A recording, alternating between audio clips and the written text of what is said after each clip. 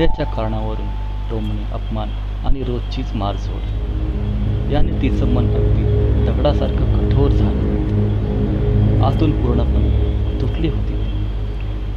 तिची लहान मुलगी छकुली हीच तिची संपूर्ण दुनिया होती. एका अमावास्येच्या रात्री जेव्हा आकाश पूर्ण काळोखाने भरलं होतं, तिने आपल्या निष्पाप लेकराला छातीशी घट्ट धरली आणि त्या जुन्या विहिरीकडे चालू लागली.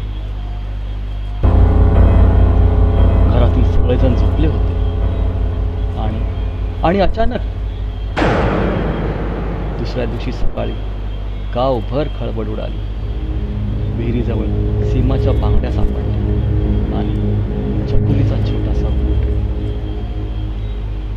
त्या दिवसानंतर विहिरीजवळ विचित्र घटना घडू लागल्या. एका रात्री सासरच्यानी स्पष्ट पाहिलं. पांढऱ्या साडीत एक स्त्री कुशीत मुलगी घेऊन विहिरीवर उभी होती आणि त्यांना रोखून पाहत होती. हळूहळू त्या घरातील लोकांची झोपच उडाली. ते वेड्यासारखे वागू लागले. बाजूच्याने सकाळी एका पुजाऱ्याला विहिरीजवळ शांतीपाठासाठी आणले, पण तोही वेड्यासारखा करू लागला आणि त्यानेही विहिरीत उडी घेतली. त्यांना समजलं की अत्याचाराची प्रतिध्वनी कधीच संपत नाही.